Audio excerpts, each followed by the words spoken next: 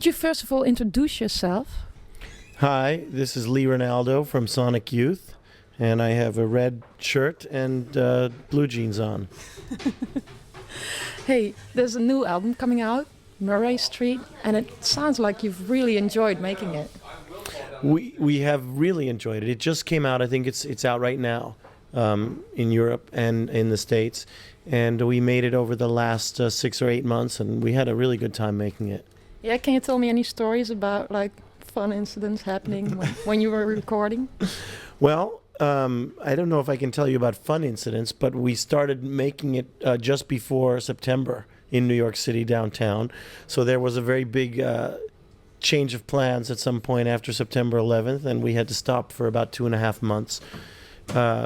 We wrote most of the material in July and August of last year in our studio.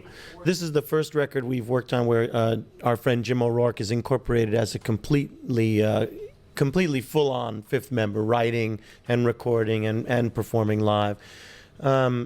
After September, we couldn't get back into our studio until about December. And then we finished working on the record in, the next 3 or 4 months. In March or April, we were finished. God, but that must have been really crazy. I mean, you guys were working on the recording process. Can you tell me what happened? I mean, what was that day like for you?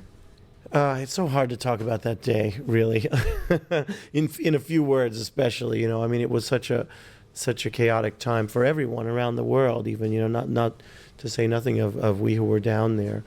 But we tried to pick up and go on with the record when the time allowed us, and we really didn't use the record in any way as a commentary on the events of September. Was that a conscious decision? I think so. I think the record already had its own life underway before that date, and I think, especially being so close to it, I think we thought that if we had tried to use it as a forum for commenting on that day, it would have kind of made a cheap effect or something like that. It was much too heavy to talk about in a lyric of a song or something like that. Some of us wrote pieces that were published here and there with our thoughts and feelings about what happened, and that was maybe a better way to get a little bit of that down on paper. Just the fact that this happened in the whole period that you had to take some time off, did that affect the album in the end? Well, I guess I like to think that it didn't really. That, as I said, we had most of the songs underway. We had to stop for a few months. So when we started up again, we really some of them we restructured or we polished a little bit more, but they were pretty well underway before that started. And we called the record Murray Street, which is very specific to a place, and in this case, a place very close to the place where this event happened on September 11th. And so maybe I guess I feel like somehow the fact that we were focused more all of a sudden on place had something to do with the events of that day, as I think it focused all of the world, but especially people in New York that maybe came to take the city a little bit for granted, or in a more general sense, a nationalistic kind of feeling in the States, not in an awful way, but in a way of people wanted to pull together at that moment and stand strong, as in the wake of a terrible thing like that. So I think in New York, people were really more attuned all of a sudden to the place that they lived. And most people in New York have come from somewhere else and moved to New York because it was a special place. And sometimes in the daily course of your lives, you forget those things, And certainly after that day, everyone was very much in touch again with what their strong feelings for New York. And maybe that had something to do with our calling the record by such a very normal title for us, not a very broad poetic title, but a very specific, concrete kind of thing. You guys started in '81, right? Mm-hmm. So Sonic Youth is an adult now, age-wise. Yeah, that was our concept. We're 21 years old now, so we can make mature records now. We can drink and drive now, although not at the same time, we hope. That's amazing, though. How long can you keep on going, calling yourself Sonic Youth? Well, we get that question, but the name isn't so much a reflection of age as having something more to do with sort of the spiritual power of music. It's Sonic and youth together. I always think of it more as relating to something like, not like Fountain of Youth, but music is a very ageless thing, and to be involved in music is a timeless thing, and it's not really about how old we are in particular as much as the idea that music keeps you alive and keeps you young, and I think that's a common thing. Well, to me, it seems like that might also be hard to preserve that sometimes, or was it ever hard to preserve that? It hasn't been very hard for us to continue. I mean, we're so enthusiastic about what we do and the fact that we have these opportunities to do what we did. When we started out in New York, we were just a small band, and we didn't really look too far ahead in terms of goals, but our goals were to continue to make music, and we've been very happy with the opportunities that we've had over time. And if when we're not together making music, we're all very busy working in one or another thing, just because we feel like we've got these avenues to be creative, and that's what we set out to do. And so now we're going to use them for sure. And so we're all working on various things all the time, whether it's music or visual art or writing or fashion or whatever, just using the opportunities. And I guess at the same time, we kind of, as a band, respect this idea that there's something that happens when we're playing together. It's like a relationship, like a marriage on the one hand or something. It's something that, we're together a certain amount of time, and we've developed an oral language together, and it's very intuitive. We don't analyze it or talk about it, but when we play together, we like the results enough to want to continue, and that's always enough of a spark in and of itself to keep us going. I mean, we don't have to sort of flag ourselves to get up for the next record, or oh God, we've got to go out on tour again. It's like a dream come true in a way. You sang on this album as well. How do you feel about singing yourself? I love to do it. I mean, we have a way in which we share. I think in general, Thurston sings the bulk of the more than, the most of the songs. Kim's second, and I usually have one or two, and I'm pretty happy with that forum.